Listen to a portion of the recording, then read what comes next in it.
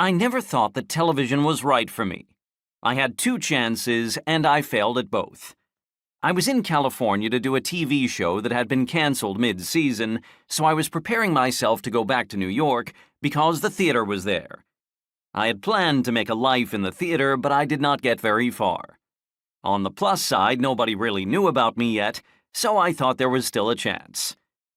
My agent and my manager kept begging me before I left Los Angeles to take one last meeting with this producer. Well, I didn't want to meet any more producers. I mean, did I really want to do one of my characters while sitting across from them at their desk, watching them shrink back in their chair with a look of, "What is this?" on their face? I'd been there too many times, and I knew how it always played out. Just a few minutes into the meeting, the producer's phone would ring, and their secretary would usher me out of the room. Outside on the street, I'd slip into a phone booth, sobbing at the rejection and the humiliation. I'd call my agent. He'd say, "Lily, what did you do? They said they never want you back again." My reputation was being ruined before I even had one. But of course, I hadn't planned on meeting George Schlatter. As soon as I saw him, I knew I was in the right place. He was a happy, big bear of a guy who might as well have thrown his arms around me as soon as I walked in. He appreciated every character I showed him. He laughed, he gave me confidence, and most importantly, he hired me. So suddenly, I was on Laugh-In, and my life changed. George changed my life, overnight, literally. Well, first he changed Ernestine's life. She aired on Monday night. On Tuesday, Ernestine was a star. She was a bona fide star.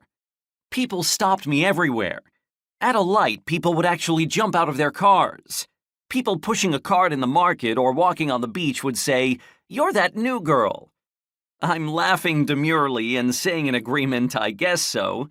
And then they'd say, "The girl who does Ernestine, that phone operator, she's a riot." I'd say, "I do Ernestine, I'm the one who does the phone operator."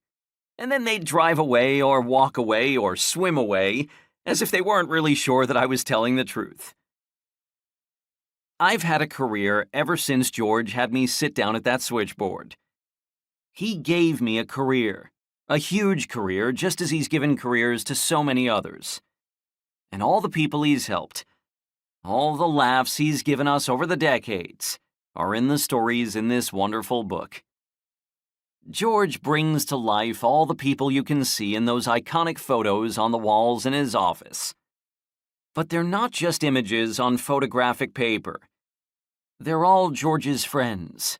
Real people whose names happen to be Frank and Judy and Sammy and Dean and Lily and Goldie and Artie and Ruth and Joanne. The humanity and humor that George brought out in them is reflected in every story in these chapters.